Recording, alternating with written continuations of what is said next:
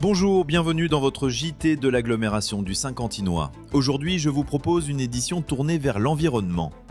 Chaque semaine sur les marchés, les déchets verts sont ramassés. Comme à l'automne, les feuilles mortes dans les rues. Mais que deviennent ces déchets? C'est ce que nous vous proposons de découvrir. Sur le territoire, depuis plusieurs années, il existe un moyen de gagner de l'argent en triant ces récipients en verre. Nous verrons ensemble le fonctionnement des containers Clink. Connaissez-vous le reméandrement ? Christophe, responsable de la réserve naturelle du Marais d'Isle, nous fera découvrir ce travail compliqué mais obligatoire pour préserver la faune et la flore exceptionnelle du Marais. Dans le cadre du projet alimentaire territorial, nous rencontrerons Florent du Golden Pub qui nous expliquera les changements de son bar-brasserie pour être plus respectueux de l'environnement. Mais pour commencer, faisons un point sur le projet de réaménagement du port de Plaisance. Après la destruction des bâtiments industriels en mars 2024, le réaménagement du port de Plaisance de Saint-Quentin prend forme. Et sur le papier pour l'instant. Une réunion publique était organisée au casino pour présenter les projets qui comprennent le port, mais également toute la zone d'entrée de ville. L'objectif de cette réunion publique, c'est de restituer tous les résultats de la concertation qui a eu lieu entre la fin du mois de juin et là. Donc en fait, on a mis à la disposition du public des registres pour qu'ils puissent donner leur avis sur le projet, donner leurs idées aussi. On a mené un certain nombre d'ateliers, de marches exploratoires. On a mis aussi beaucoup d'informations sur le site internet de l'agglo. On a fait une exposition qu'on a mis sur les grilles du port, qu'on a mis au siège de l'agglo à l'hôtel de ville. Donc vraiment, on a essayé de donner le maximum d'informations et puis de créer des petits temps comme ça d'échanges plus ponctuels pour permettre aux gens de donner leur avis. Et l'objectif d'aujourd'hui, c'est du coup de restituer tout ça, toutes ces contributions. Des contributions prises en compte pour le projet global, 17 hectares à repenser, avec une seule ambition. C'est de requalifier l'entrée de ville pour en faire un lieu de vie autour du plan d'eau. Ça soulève beaucoup d'enjeux, notamment par la taille du projet, mais aussi parce qu'il soulève des enjeux assez importants et centraux, comme le développement urbain et touristique, tous les enjeux liés à la mutation du foncier, ou encore à l'intégration urbaine en fait, du projet. On l'a phasé sur 20 ans, en 9 phases d'aménagement, avec une intention de débuter les travaux dans les 5 ans après la notification de la concession d'aménagement. Donc là, ça nous emmène à peu près à l'horizon 2030, fin 2030. Le réaménagement du quartier du port est un projet au long cours. Les espaces verts et immobiliers sont déjà positionnés, mais tout n'est pas encore totalement défini. Si vous pensez avoir de bonnes idées pour aménager cet espace, n'hésitez pas à appeler l'agglo et peut-être que votre idée sera incluse dans cette nouvelle entrée de ville. Chaque semaine, les agents du service technique ramassent et trient les déchets issus des jours de marché ou de l'entretien des espaces verts. Nous vous proposons de découvrir l'objectif et la finalisation de cette action avec une transformation des biodéchets en biogaz.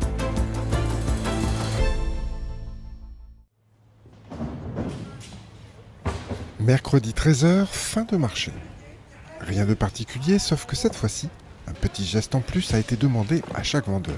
On nous a donné comme consigne de séparer les cartons et les bois, de mettre les papiers à l'intérieur de la poubelle et puis les fruits et légumes abîmés, de les mettre sur le côté pour notamment les animaux du parc d'Isle, par exemple. Dans le cadre de la nouvelle politique pour l'anti-gaspillage, on est pour consigne de trier les aliments pour le parc d'Isle et pour ne pas mettre dans les bagues tout ce qui est fruits et légumes abîmés, c'est pour le parc. Donc c'est pour ça que je fais le tri à côté. Même si depuis janvier 2024, le tri des biodéchets est obligatoire pour tout le monde, depuis 2 mois, la ville de Saint-Quentin a mis en place une valorisation des biodéchets de façon à maximiser les profits potentiels par ce recyclage. La question de la valorisation des déchets concerne l'ensemble des activités des services espaces verts et propreté. Donc l'ensemble des marchés de la ville pour tout ce qui est biodéchets, mais également tout ce qui est déchets verts fermentés cibles. Sur le territoire de Saint-Quentin, c'est plusieurs centaines de tonnes de gazon et feuillage qui sont collectés à l'année.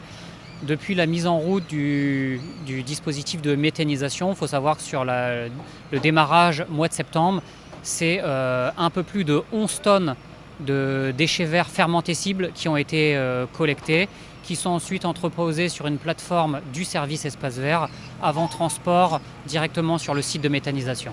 Le bois sera transformé en copeaux pour alimenter la chaudière biomasse, le carton transmis à une entreprise de recyclage et la quasi-totalité des biodéchets vendus à une entreprise proche de Saint-Quentin pour être transformés en source d'énergie.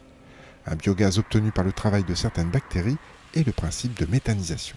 Les bactéries mangent une ration équilibrée, dont les déchets de la vie, donc des fruits et légumes et des tontes. Et en fait, tout ça arrive, tout ça est mélangé dans une grande trémie où il y a aussi les autres ingrédients. Donc ici, vous avez l'ensemble, donc les bactéries qui dégradent l'ensemble de la matière qui est présente par des réactions biochimiques en chaîne. Au final, on n'obtient que la molécule de CH4 qui va aller au poste d'injection de GRDF pour être recalibré, enfin vérifier que tout va bien, odorisé, parce que le CH4 naturellement n'a pas d'odeur, comptabilisé, et il part après dans les tuyaux de GRDF vers Saint-Quentin. Le biométhane ou biogaz peut remplacer les sources d'énergie fossiles, une collecte des biodéchets qui permet aussi la réduction des émissions de gaz à effet de serre. 15 000 tonnes de biodéchets par an permettent de chauffer 500 maisons. Tous les ans, chaque Français trie en moyenne près de 45 kg de verre. Depuis 2023, sur le territoire du Saint-Quentinois, trier son verre permet même de gagner de l'argent. Avec les containers Clink, le tri du verre est récompensé.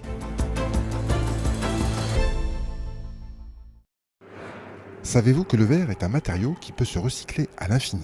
Il est donc important de le trier et de le jeter dans le bon container. Mais savez-vous qu'aujourd'hui, vous pouvez gagner de l'argent en jetant correctement votre verre? À Saint-Quentin, depuis plusieurs mois, quelques containers à verre sont équipés du système Clink. C'est un système où donc, quand les usagers vont mettre leurs bouteilles dans le conteneur, on a une application et on va collectionner des points sur cette application-là. Et au bout de tant de points, ça va donner valable un chèque cadeau de 5 € qui sera à valoir chez les commerçants qui sont partenaires à cette opération. Et c'est tout nouveau, on vient de le signer aujourd'hui, donc c'est démarré à partir d'aujourd'hui. Quand vous arrivez devant le container équipé d'un boîtier Clink, vous vous identifiez dessus avec une application smartphone qui s'appelle Clink, qui est gratuit, ou alors une carte sans contact. Et ensuite, vous cumulez vos points sur votre compte. Et ces points, vous pouvez les échanger directement dans l'application mobile ou sur Internet, sur le site clink.com, contre les chèques cadeaux dans les commerces de proximité. C'est déjà une bonne action de faire du tri, de récolter, voilà. Et moi, je connais quelques commerçants qui m'en ont parlé. Ils ont beaucoup de retours parce qu'eux, ils sont déjà adhérents à ce principe et eux, ils font des remises de 20%. Et voilà, donc ils ont énormément de retours là-dessus. Il y a des clients qui viennent justement chez eux parce qu'ils ont cette application et ils ont une offre chez le commerçant. Aujourd'hui, il y a un bon retour de la population, notamment, qui s'est emparée du système et qui trie sur les conteneurs, je dirais en mode connecté, Clink, sur les conteneurs de l'agglomération. Des remises chez les commerçants ou des bons d'achat à récupérer, cela n'est pas négligeable par les temps qui courent, mais l'objectif, c'est aussi de faire des économies à la collectivité. Alors, la collectivité, le fait qu'on augmente ses performances de tri, va faire une économie sur ses coûts d'ordures ménagères. Tout simplement, je vous donne un chiffre, je vais faire des arrondis. Mais je crois que la tonne d'ordures ménagères, en coût de collecte et en coût de traitement, se situe aux alentours de 260 € la tonne pour le Saint-Quentinois, quand une tonne de verre se situe aux alentours de 60 € la tonne. Donc on comprend bien que chaque tonne de verre qui va être aiguillée des ordures ménagères vers la colonne de collecte sélective va faire des économies à la collectivité. Avec ce système Clink, vous n'avez plus d'excuses pour ne pas recycler vos bouteilles et autres objets en verre. 150 points cumulés sur votre compte Clink donnera droit à un chèque cadeau de 5 € à valoir chez les commerçants participant à l'opération. Espace naturel au cœur de la ville, les marais d'Ille sont en constante évolution. L'opération effectuée il y a peu s'appelle le reméandrement. Il s'agit simplement de modifier les limites de berge de la rivière. Découvrez l'objectif de ce travail compliqué et très technique.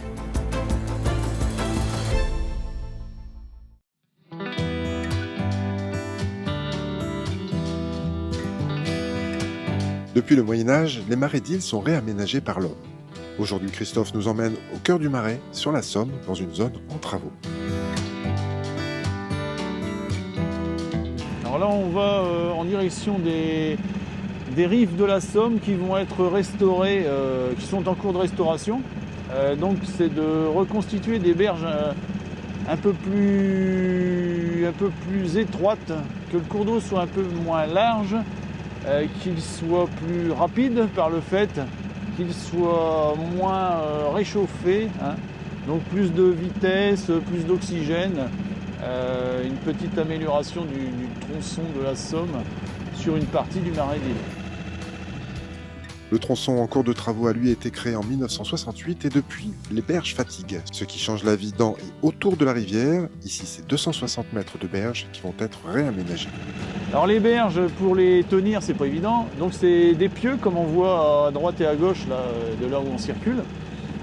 Des pieux contre lesquels on va venir y fixer un grillage pour empêcher que les ragondins musqués viennent tout percer et tout faire fuir. Et puis ça sera complété par un filet en maille de coco, putrescible cette fois-ci. Et dans cette enceinte-là, ces enceintes-là, viendra y être déposée la tourbe qui a été décapée, dont je parlais. Et puis là, on a, lors des travaux d'entretien de la réserve qui se font chaque automne, en fait, on a des pailles de roseaux, des branchages d'arbustes qui sont coupés, etc. D'habitude, on les réutilise dans d'autres endroits, mais là, ça va nous servir de matériaux naturels pour remplir chaque berge que l'on voit là, à droite et à gauche. Donc on aura des berges qui seront plus favorables à venir supporter des végétations qui vivent à moitié dans l'eau, à moitié sur terre. D'accord ? Et à travers ça, on aura de toute une série de faunes qui va pouvoir s'installer en bordure. Vestige des marais alcalins de la vallée de la Haute-Somme, la réserve naturelle nationale des Marais d'Ille a une particularité unique en France, être implantée en milieu urbain. Constituée d'une mosaïque d'habitats et d'espèces endémiques, sa position au cœur de vastes espaces de culture en fait un îlot de biodiversité d'une grande importance.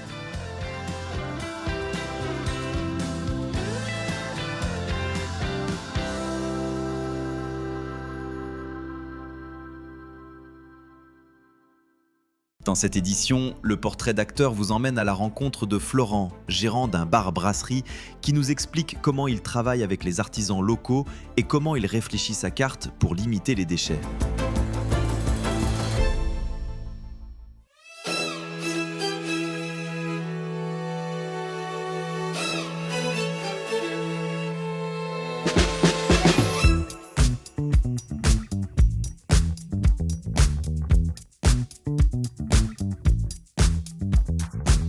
Moi, du coup, c'est Florent, je suis directeur du Golden Pub à Saint-Quentin. Le Golden Pub, c'est un établissement qui est à Saint-Quentin depuis 2007. Au Golden, on est surtout très connu pour nos cocktails, parce qu'on a vraiment une force là-dessus. Mais à côté de ça, on a aussi une cuisine de qualité. Alors, le plus possible avec les maraîchers locaux. On travaille aussi avec des fromagers locaux. On va travailler aussi avec des boulangers locaux pour tous nos pains au levain. Donc, le plus possible, c'est de travailler à la fois les acteurs locaux et d'avoir aussi des produits de qualité. Et ça tombe bien parce que dans le coin, on a quand même pas mal de produits de qualité. Et ça, c'est une bonne chose. On a eu la chance d'être accompagné par l'Agglo du Saint-Quentinois via une société qui s'appelle Les Compagnons du Compost, qui nous ont proposé en fait une initiative assez intéressante pour voir en fait où est-ce qu'on se situait sur la gestion de nos déchets, surtout sur le retour assiette en fait. Ça nous permet vraiment de comprendre, d'analyser et de voir un petit peu là où ça pêchait. On a dû peser tout ce que les clients ne mangeaient pas, dans tous les retards d'assiette. On a tout pesé. Tout était séparé en plusieurs catégories. Et à chaque fois qu'on débarrassait une assiette, on triait. Et à chaque fin de service, du coup, on pesait tant de ça, tant de ça, tant de ça. Fin de semaine, on avait un poids total pour nos déchets pour chaque catégorie. Et du coup, ça nous a permis déjà de voir où est-ce qu'il y avait un problème. Par exemple, ça nous a permis de voir que dans certaines planches de nos tapas, on mettait de la salade en décoration, c'était jamais mangé. Donc est-ce que c'est intelligent de mettre de la salade, sachant que son but c'est de partir directement à la poubelle? Non. On a vu aussi qu'il y avait certains accompagnements, certaines compositions qui n'étaient pas souvent mangées non plus, parce que les gens se concentrent d'abord sur d'autres choses dans l'assiette plutôt que ça. Du coup, ça partait à la poubelle. Voilà, donc c'était vraiment en fait une approche intéressante qui nous a permis de vraiment comprendre en fait ce qu'il fallait parce qu'il fallait en fait un petit peu réduire ou changer, en tout cas modifier, pour qu'à la fois le client soit content et une vraie offre en fait, qualitative et quantitative dans son assiette, sans pour autant avoir des choses qui partent à la poubelle de façon systématique. Voilà, c'est des petites actions comme ça qui ne sont pas forcément toujours visibles par les clients, mais voilà, qui pour nous sont importantes mis bout à bout, qui font quelque chose d'important au final, quoi.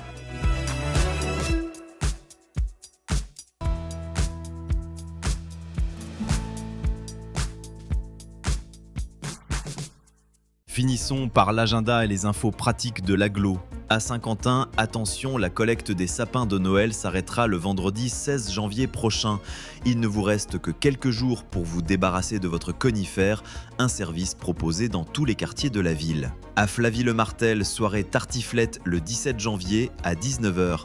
L'animation musicale sera assurée par Mani et les bénéfices de la soirée seront reversés pour le départ en classe de mer de l'école de Flavie-le-Martel.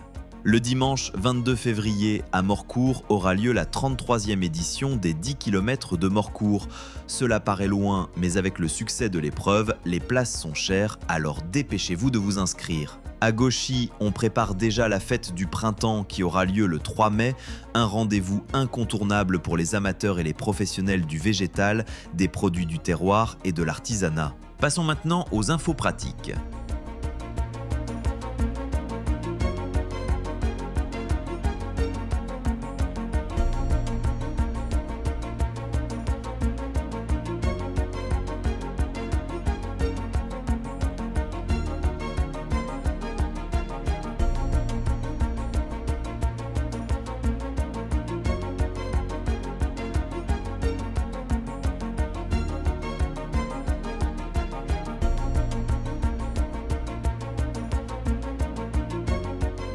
Il ne me reste plus qu'à vous remercier et à vous donner rendez-vous dans votre prochain numéro du JT de l'agglo du Saint-Quentinois.